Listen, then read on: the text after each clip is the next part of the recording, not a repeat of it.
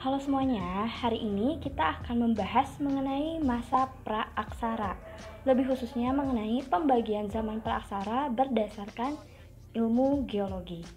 Seperti yang kita ketahui bahwa dalam mengkaji suatu peristiwa di masa lalu, sejarah ini juga dibantu oleh beberapa dan berbagai ilmu lain.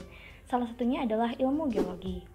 Ilmu geologi adalah ilmu yang mempelajari mengenai lapisan-lapisan bumi, khususnya lapisan-lapisan tanah yang ada di permukaan bumi.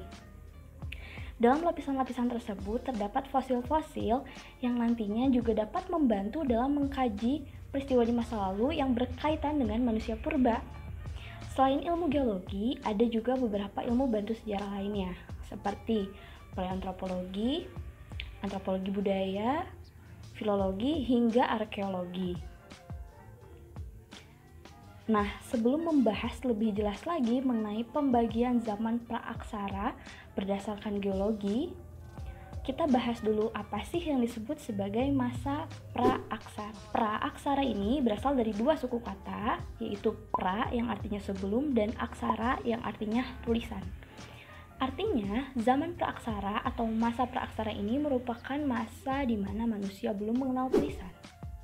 Di Indonesia sendiri, mulai mengenal tulisan sejak ditemukannya prasasti Dupa di wilayah Kutai. Ini sekitar abad ke-5 Masehi.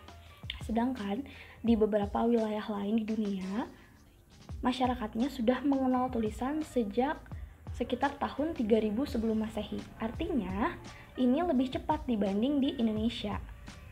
Wilayah-wilayah tersebut diantaranya adalah di Mesir dan di Mesopotamia. Artinya mereka sudah lebih dulu nih mengenal tulisan. Jadi tidak bisa disamaratakan. Di setiap berbagai wilayah di belahan dunia itu, berakhirnya masa praaksara tidak sama, jadi berbeda-beda. Nah, istilah praaksara ini dahulu itu sering disebut sebagai masa prasejarah. Namun, pelafalan istilah prasejarah ini dikatakan kurang tepat. Penggunaan istilah prasejarah untuk menggambarkan perkembangan kehidupan dan budaya manusia saat belum mengenal tulisan kurang tepat. Pra berarti sebelum, dan sejarah adalah peristiwa yang terjadi pada masa lalu yang berhubungan dengan aktivitas dan perilaku manusia. Sehingga prasejarah berarti sebelum ada sejarah. Sebelum ada sejarah berarti sebelum ada aktivitas kehidupan manusia. Dalam kenyataannya, sekalipun belum mengenal tulisan, makhluk yang dinamakan manusia sudah memiliki sejarah dan sudah menghasilkan kebudayaan. Oleh karena itu, para ahli mempopulerkan istilah praaksara untuk menggantikan prasejarah. Pembagian zaman praaksara berdasarkan ilmu geologi dibagi menjadi 4 zaman. Yang pertama yaitu zaman Azoikum atau Arkaikum, yang artinya A yaitu tanpa dan zoikum hidup, jadi tanpa adanya kehidupan. Di sini pada zaman ini bumi itu baru terbentuk. Bumi merupakan bola api panas yang suhunya tinggi sehingga belum ada kehidupan sama sekali di muka bumi. Masa Azoikum ini terjadi sekitar 1 miliar tahun yang lalu. Pembabakan zaman yang kedua yaitu zaman Paleozoikum atau zaman hidup tua. Paleo itu artinya tua. Zaman Paleozoikum ini disebut juga sebagai zaman primer, yaitu zaman di mana mulai munculnya kehidupan-kehidupan. Ditemukannya fosil flora dan fauna pertama di dunia itu terjadi pada masa Paleozoikum. Fosil floranya sendiri yaitu diantaranya ada lumut ganggang dan rumput laut, sedangkan faunanya diantaranya itu hewan-hewan invertebrata atau yang tidak bertulang belakang, dan juga ada hewan laut seperti moluska, reptil, amfibi, kerang, dan lain-lain. Maka zaman Paleozoikum ini atau zaman hidup tua ini disebut sebagai zaman primer karena muncul kehidupan. Zaman yang ketiga yaitu Mesozoikum. Meso itu artinya pertengahan. Kalau Paleo tadi tua, Meso ini pertengahan, artinya zaman hidup tengah. Nah, pada masa Mesozoikum ini itu lamanya kira-kira sekitar 140 juta tahun, yang dimana ini juga disebut sebagai zaman revolusi karena sudah muncul hewan-hewan reptil raksasa atau yang kita kenal sebagai zaman dinosaurus. Selain itu juga muncul hewan mamalia menyusui serta hewan amfibi, burung, dan tumbuh tumbuhan berbunga itu mulai ada. Nah, pada Mesozoikum ini juga dibagi menjadi 3 kala, yaitu Trias, Jura, dan Kalsium. Zaman yang keempat adalah Neozoikum atau Kainozoikum.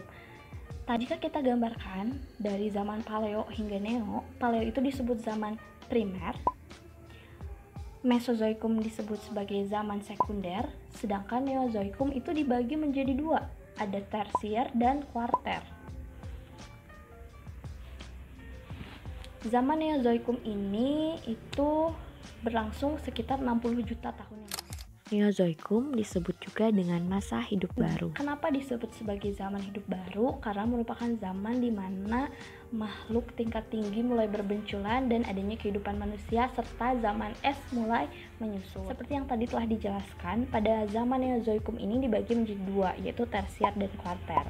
Sedangkan pada zaman tersier ini itu binatang-binatang reptil mulai punah dan malahan lebih banyak berkembang mamalia, terutama gajah-gajah yang ada di wilayah Nusantara. Zamannya mamalia ini juga ditandai dengan banyaknya primata-primata yang bermunculan, bahkan ada kera, gibbon, dan lain sebagainya. Sedangkan untuk floranya sendiri pada masa tersier ini ditandai dengan munculnya banyak umbi-umbian seperti kentang, ubi, dan lain sebagainya. Pada zaman kuarter ini adalah disebut sebagai zaman yang dinamis karena pada zaman ini itu banyak sekali gunung yang meletus sehingga permukaan bumi itu sudah mulai beradaptasi gitu ya dengan beberapa gejala alam yang ada. Jadi benar-benar bergerak secara dinamis, artinya secara cepat gitu.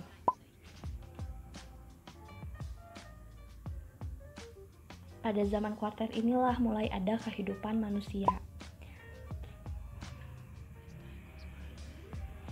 Bahkan manusia itu sebenarnya digolongkan dalam kelas mamalia dan ordo primata, sama seperti ordo kera dan lain sebagainya. Nah, pada zaman kuarter ini dibagi menjadi 2 lagi, yaitu ada zaman Pleistosen dan Holosen. Pleistosen atau Diluvium, sedangkan Holosen atau disebut juga Aluvium. Jika kita runut lagi mengenai pembagian zaman praaksara berdasarkan geologi, yang pertama itu ada zaman Azoikum, yang kedua Paleozoikum, yang ketiga Mesozoikum, dan yang keempat Neozoikum. Neozoikum ini dibagi menjadi 2, yaitu zaman tersier dan kuarter.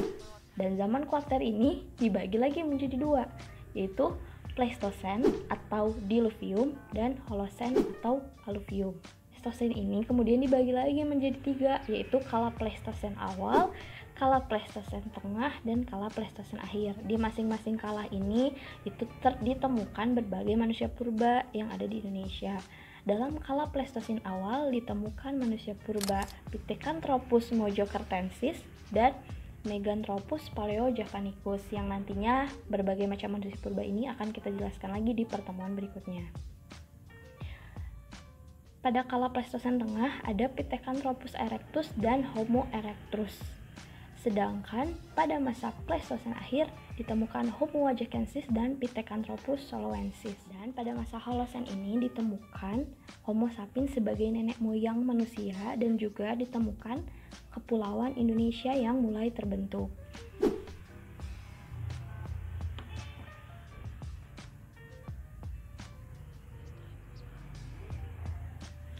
Nah, terbentuknya Kepulauan Indonesia ini merupakan proses yang panjang dan sangat rumit.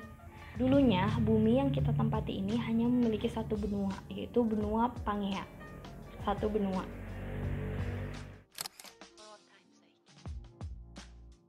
Akhirnya, benua-benua ini terpecah belah akibat adanya tadi, seperti yang disebutkan, aktivitas vulkanik, tektonik, dan pergerakan lempeng bumi yang lainnya, yang akhirnya menciptakan Kepulauan Indonesia.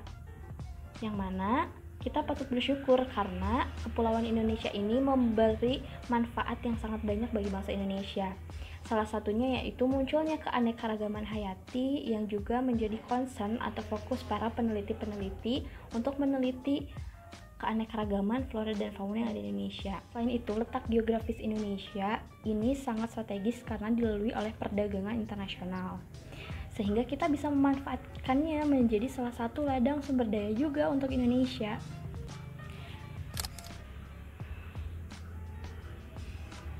Jadi, jika kita telaah lagi dan kita simpulkan mengenai pembagian zaman praaksara berdasarkan ilmu geologi, kita bakal dapat memahami bahwa bumi ini tidak semerta-merta datang begitu saja, tapi melalui proses yang panjang, bahkan melalui beberapa proses zaman yang di setiap zaman itu karakteristiknya berbeda-beda, hingga akhirnya membuat sebuah kepulauan Indonesia yang juga dihuni oleh nenek moyang kita. Untuk itu, sejarah masa praaksara amat penting bagi kita untuk mengetahui jati diri bangsa yang sesungguhnya. Sekian dari Ibu, semoga bisa dipahami dan mohon maaf bila ada salah kata.